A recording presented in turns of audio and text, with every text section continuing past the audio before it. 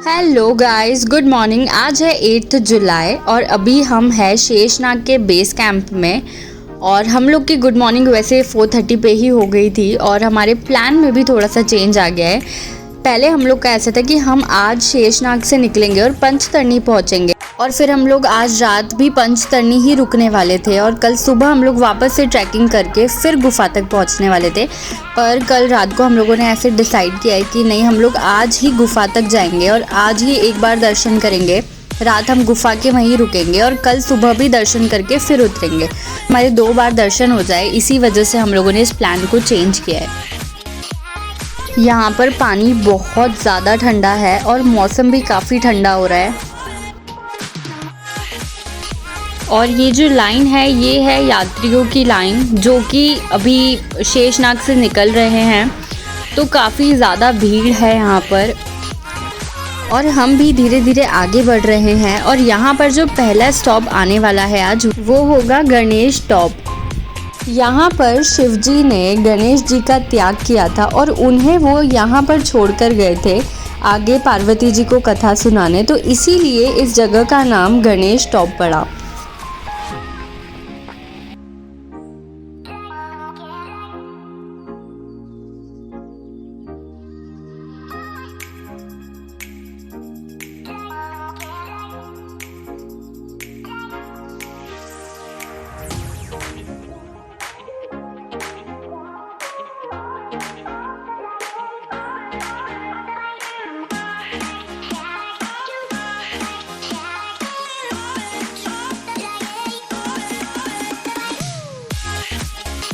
अब हम पहुंचने वाले हैं पोषपत्री और यहाँ पूरे अमरनाथ का सबसे बड़ा लंगर है और इसे वीआईपी लंगर भी कहा जाता है।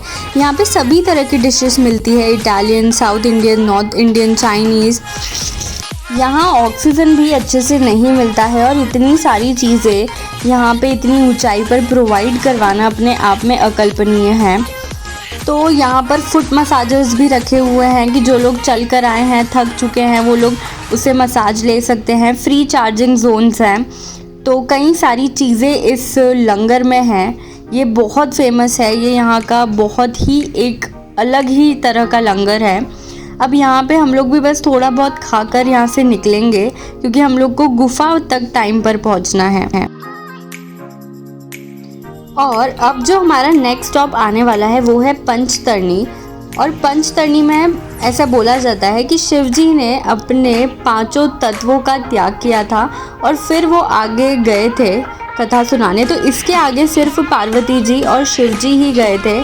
तो पंचतरणी भी एक बहुत इम्पोर्टेंट रोल प्ले करता है इस पूरी यात्रा में।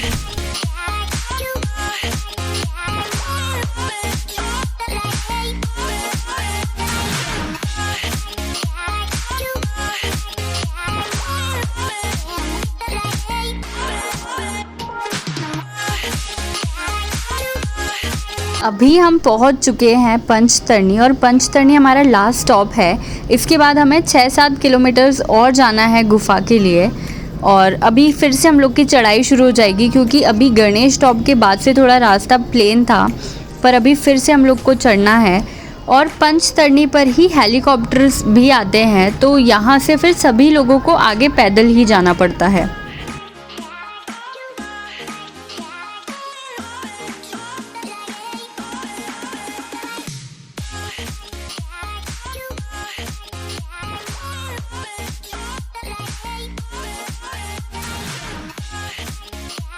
ये पंचतरणी का बेस कैंप है। हम लोग पहले यहीं पे आज रात को रुकने वाले थे, पर अभी हम लोग गुफा के लिए ही निकल रहे हैं।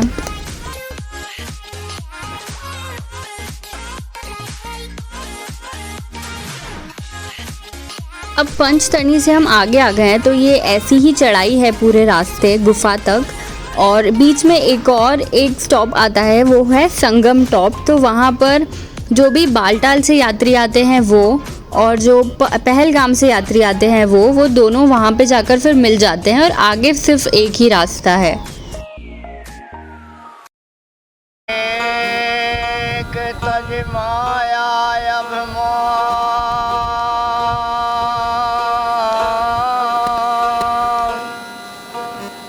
यहाँ पर काफ़ी ज़्यादा जैम लग गया था घोड़ों का, तो क्योंकि दोनों तरफ से धीरे धीरे कर कर छोड़ रहे थे आगे पुलिस वाले, तो फिर हम लोग ने सोचा कि घोड़े यहीं खड़े रहने देते हैं, थोड़ा आगे पैदल तक जाते हैं और फिर आगे जब थोड़ा खाली हो जाएगा तो फिर से बैठ जाएंगे। तो अभी हम लोग बस पैदल जा रहे हैं और घोड़े पर बैठे बैठे पैर भी काफ़ी ज़्यादा दुख गए हैं अब।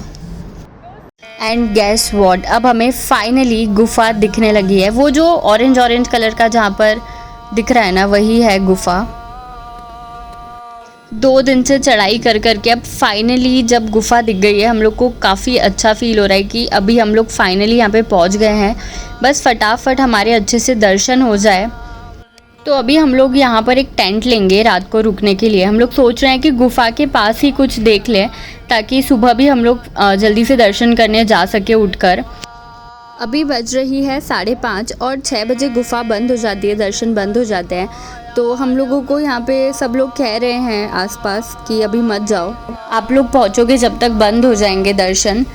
और हिम्मत तो हम लोगों की भी बिल्कुल नहीं हो रही है, पर फिर भी हम लोगों ने डिसाइड किया है कि हम लोग जहाँ तक जाते बनेगा एटलीस्ट वहाँ तक जाएंगे, पर आज जाएंगे ज़रूर। और अगर नहीं भी हम लोग ऊपर तक पहुँच पाते हैं तो नीचे से ही हम लोग दर्शन कर लेंगे और बाकी फिर कल दर्शन करेंगे। अभी यहाँ पे थोड़ी थोड़ी बारिश शुरू हो गई है, तो हम लोग ने टेंट भी पीछे ही ले लिया है। हम लोग गुफा के पास टेंट नहीं ले पाए क्योंकि हम लोग के पास काफ़ी सारा सामान था, तो हम लोगों ने पीछे ही टेंट ले लिया है। अभी हम लोग बस दर्शन के लिए जाएंगे और वहाँ पर फ़ोन ले जाना ऊपर अलाउड नहीं है। तो अभी देखते हैं हम लोग कहाँ तक पहुँचते हैं आज, और फिर मैं आके आप लोगों को बताती हूँ। जहाँ हम लोग का टेंट था वहाँ से गुफा कुछ 2 किलोमीटर दूर थी और ऊपर 350 स्टेयर्स हैं, वो चढ़ के जाना रहता है। तो हम लोग जैसे ही निकले तो थोड़ी थोड़ी बारिश शुरू हो ही गई थी और टाइम भी हो गया था। तो हम लोग को रास्ते में जो भी मिल रहा था वो यही कह रहा था कि अभी मत जाओ, अब सुबह चले जाना। पर हम लोग जितना चलते बन रहा था उतना चल रहे थे और महामृत्युंजय मंत्र का जाप कर रहे थे। हम लोग फॉर्चुनेटली 6 बजे के पहले गेट तक पहुंच गए और हम लोग जैसे ही गेट पर पहुंचे काफ़ी तेज़ बारिश शुरू हो गई और क्लाउड बर्स्ट हो गया और गुफा के जस्ट पास से ही जो पहाड़ी थी वहाँ से लैंडस्लाइड होने लगा और हम लोग इससे कुछ 150 मीटर्स की दूरी पर ही थे। सिर्फ 5 मिनट का डिफरेंस था और हम लोग उस टाइम पे गेट के अंदर हो गए थे और उधर से गेट बंद होने का टाइम हो गया था। गेट बंद हो गया, हम लोग ऊपर जाने लगे। बहुत ज़्यादा तेज़ बारिश आ रही थी और ओले गिर रहे थे बर्फ़ के उस टाइम पे। तो हम लोग जैसे तैसे ऊपर पहुँचे और ऊपर पहुँच के हम जैसे ही गुफा में एंटर हुए वहाँ पे अलग ही तरह की वाइब्स थी। वहाँ पे अलग ही वाइब्रेशंस है, अलग ही एनर्जी है। ऐसा फील होता है कि यहाँ पर कुछ तो है जो अलग है। यू वोंट बिलीव दैट हम लोग इतने ज़्यादा थके हुए थे, पर द मोमेंट वी एंटर्ड हम लोगों की सारी थकान दूर हो गई थी। हम लोगों को ऐसा लग ही नहीं रहा था कि हम इतनी यात्रा कर कर, इतनी चढ़ाई कर कर ऊपर आए हैं। ये सारी चीज़ें काफ़ी मैजिकल है और आज तक हम लोग सिर्फ सुनते आए हैं इस कथा के बारे में, इसकी हिस्ट्री के बारे में, बट फाइनली हम लोग इस चीज़ को विटनेस कर पा रहे थे। हम उस शिवलिंग को देख पा रहे थे जो ऑटोमेटिकली बनती है। तो एक अलग ही तरह की फीलिंग आ रही थी हम लोगों को। We were so happy. और ऊपर हम लोगों को रोक दिया गया था क्योंकि नीचे क्लाउड बर्स्ट हो गया था और लैंडस्लाइड हो गई थी, तो उस वजह से हम लोगों को ऊपर गुफा में ही रोक दिया गया था। तो उस वजह से हमारे दर्शन और ज़्यादा अच्छे हो गए क्योंकि हम लोग काफ़ी देर तक गुफा में ही थे और हम लोगों के दर्शन बहुत ज़्यादा अच्छे से हुए। हमने ऐसा सोचा भी नहीं था कि हमारे ऐसे दर्शन होंगे। हम लोग 1.5 से 2 घंटे गुफा के अंदर ही थे और हम लोगों ने वो कबूतर का जोड़ा भी देखा। ऐसा कहा जाता है कि जब शिव जी कथा सुना रहे थे पार्वती जी को, तो एक कबूतर के जोड़े ने इस कथा को सुन ली थी और पार्वती जी सो गई थी, पर उनकी जगह पर वो कबूतर का जोड़ा कर रहा था। तो बाद में शिव जी को पता चलता है कि ये कथा इन्होंने सुन ली है, तो वो जोड़ा आज भी वहाँ पर है क्योंकि वो अमर है और ऐसा बोला जाता है कि वो शिव जी और पार्वती जी का ही रूप है। तो वो जोड़ा भी वहाँ पर था, हमें उनके भी दर्शन हुए और यहाँ पे दर्शन करने के बाद मुझे ऐसा फील हो रहा था जैसे मेरी सारी मनोकामनाएं पूरी हो गई है। मुझे बिल्कुल ऐसा ही फील हो रहा था जैसे शिव भगवान और पार्वती जी यहाँ पर साक्षात विराजमान है। और ये बात अपने आप में काफ़ी मैजिकल है कि इतनी ऊंचाई पर जहाँ पर कुछ नहीं है, कुछ अवेलेबल नहीं है, वहाँ पर शिवलिंग अपने आप बनती है और हर साल बनती है। तो ये सारी बातें अपने आप में काफ़ी मैजिकल है। पूरी गुफा में बर्फ़ जम सकती है, पर बर्फ़ उस पर्टिकुलर जगह पर ही हमेशा जमकर शिवलिंग बनती है या शिवलिंग का आकार लेती है। और एक और बात ये है कि हमें पूरे रास्ते में कबूतर कहीं भी दिखाई नहीं दिए, पर जैसे ही हम गुफा के अंदर गए वहाँ पर हमें कबूतर नज़र आने लगे। तो ये सारी जो चीज़ें बोली जाती है या जो बताई जाती है वो सब कुछ कहीं ना कहीं सच है। और इस चीज़ का हमें पूरी यात्रा में कई बार एहसास हुआ कि यहाँ पर कुछ तो अलग है, कुछ तो मैजिकल है, कोई तो सुपर पावर है जो सारी चीज़ों को कंट्रोल कर रही है। अब हमारा भी लौट के जाने का वक्त आ गया है। यहाँ से जाने की तो बिल्कुल इच्छा नहीं हो रही है, पर जाना तो पड़ेगा। महादेव का आशीर्वाद और इस यात्रा की कई सारी खट्टी मीठी यादें, इन सभी को लेकर अब हम वापस लौट रहे हैं और इस गुफा से नीचे उतर रहे हैं।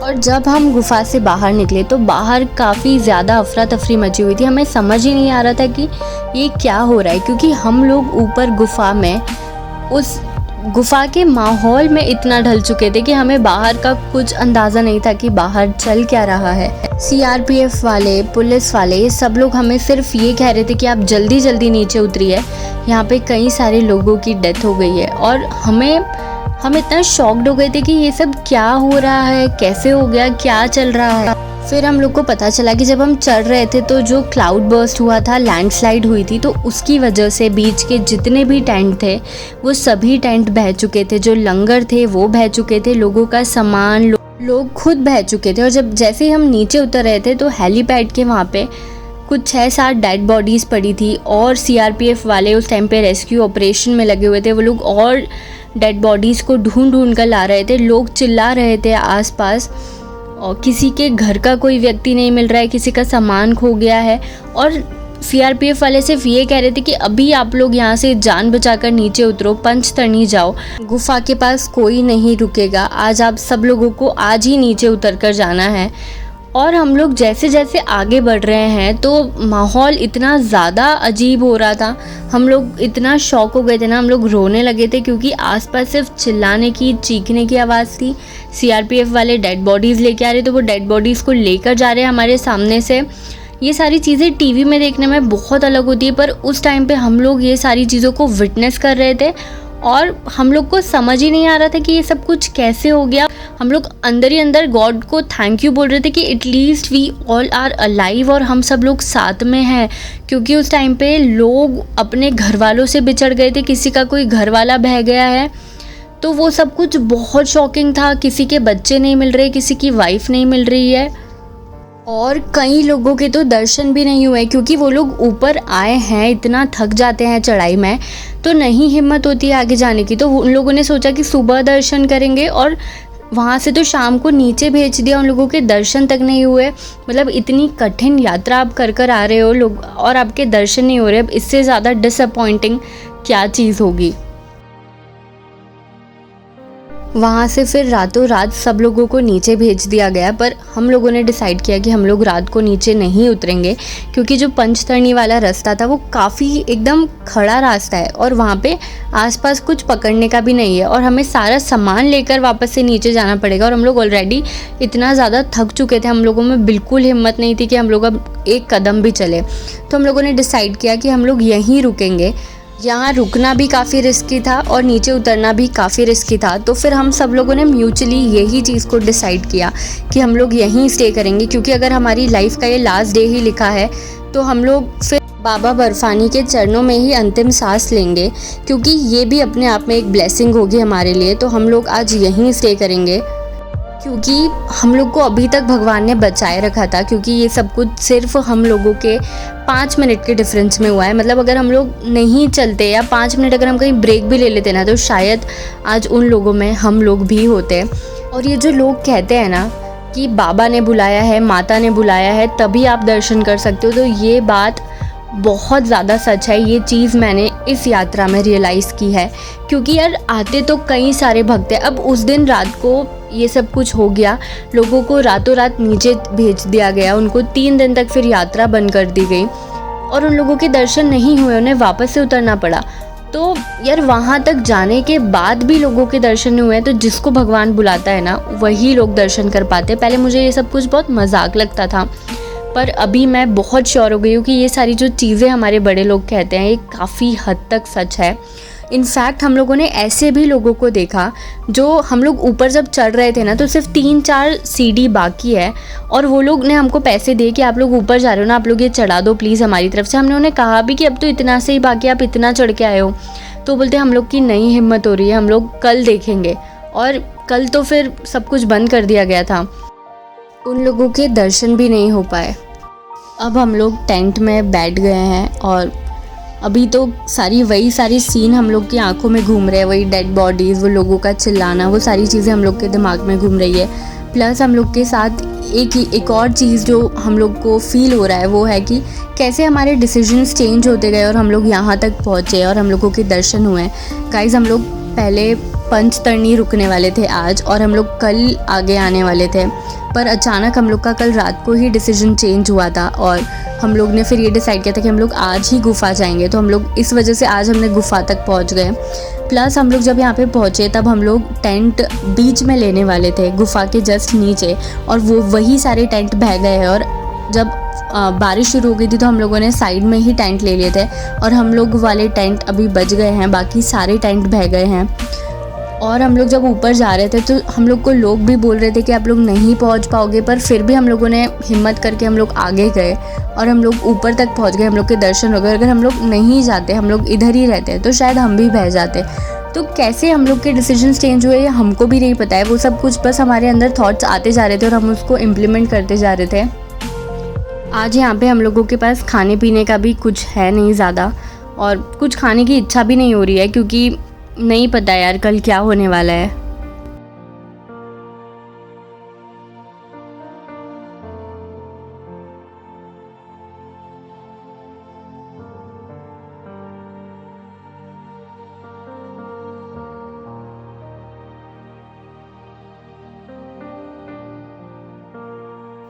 तो फाइनली आज है 9 जुलाई और सुबह हो गई है यहाँ पर और हम लोग फॉर्चुनेटली ज़िंदा है, हम सब लोग सेफ़ है।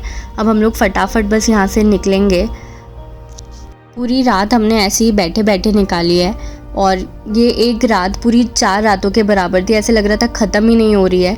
रात को टेंट भी हिल रहा था, तब भी हम लोगों को बहुत डर लग रहा था कि क्या होगा। तो अब हम लोग बस नीचे जाएंगे, पंचतरणी के रास्ते से ही भेज रहे हैं अभी तो, क्योंकि बालटाल वाला रास्ता बंद कर रखा है, लैंडस्लाइड की वजह से वो काफ़ी इफेक्ट हो गया है। तो अब हम लोग को उधर से ही जाना है। वो काफ़ी लंबा रूट पड़ेगा हम लोगों को, पर अभी कोई ऑप्शन नहीं है हमारे पास। और हम लोग जैसे ही आगे आए, जो संगम पॉइंट होता है जहाँ से बालटाल और पंचतरणी का रास्ता निकलता है, तो एक और मिरेकल हमारे साथ हुआ कि बालटाल का रास्ता खोल दिया गया था रात को। आर्मी वालों ने, CRPF वालों ने पूरा रास्ता क्लियर कर दिया था, तो फिर हम लोगों को उधर से जाना अलाउड कर दिया। तो अभी बस हम लोग का यही है कि हम लोग सही सलामत नीचे पहुंच जाए। हम लोग जब नीचे उतर रहे थे तो काफ़ी सारे लोग काफ़ी उदास थे क्योंकि उनके दर्शन नहीं हुए थे। काफ़ी सारे लोगों के अपने बिछड़ गए थे, तो उस टाइम पे सिचुएशन काफ़ी एडवर्स थी। पर एक चीज़ जो ज़िंदा थी वो थी इंसानियत। लोग एक दूसरे की मदद करते हुए नीचे उतर रहे थे और सब लोगों का बस यही था कि सब लोग सेफली नीचे उतर जाए।